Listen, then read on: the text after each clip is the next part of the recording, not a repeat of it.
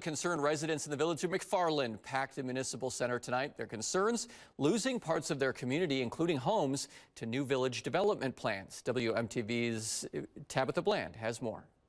The community room was packed from wall to wall, with overflow extending across the hallway into another room and over 100 people on Zoom. Development consultants started the meeting by explaining the goals of the proposed plans, which is improving the value of the land. Village officials explained that the current plans do not recommend seizing any homes, but the evaluations made by the city are just a roadmap for development in the far future. Lifelong resident Ron Larson says he's not actually against change, but downtown is just not the right place for it. That 2 or 3 block area is McFarland's heart of our community, our history. And to lose that, we're going to lose our identity, we're going to lose our character.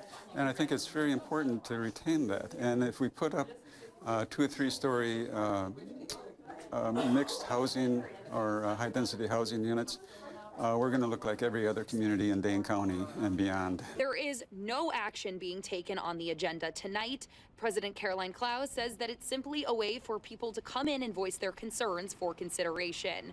In the Village of McFarland, Tabitha Bland, WMTV 15 News. Around 40 people registered with the village as opposed to the development plan.